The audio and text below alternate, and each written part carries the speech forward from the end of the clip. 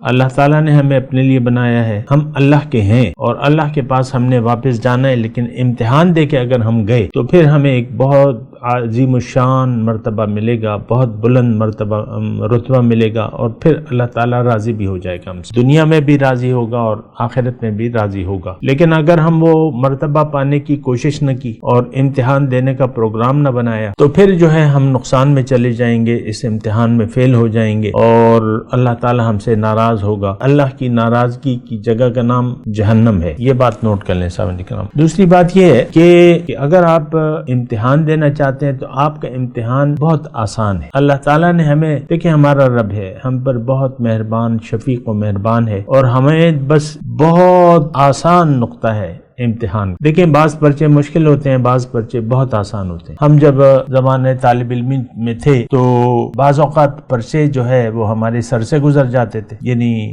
بعض اوقات، کیونکہ عام طور پہ تو ہم نے تیاری کی ہوتی تھی، ہم امتحان دینے کا پروگرام بھی ہوتا تھا، لیکن بعض ایک سوالات وہ سر سے گزر جاتے تھے، وہ سمجھ میں نہیں آتا تھا کہ یہ کیا سوال ہے یا اس کا کیا جواب دینا ہے۔ دنیا کا امتحان بہت آسان اللہ تعالیٰ نے بنا دیا۔ ایک بات تو بالکل یہ نوٹ کر لیں سامنے، کوئی مشکل نہیں۔ اس شخص کے لیے آخرت پر اگر آپ یقین رکھتے ہیں تو پھر آپ کے لیے کام آسان ہے، مشکل نہیں ہے۔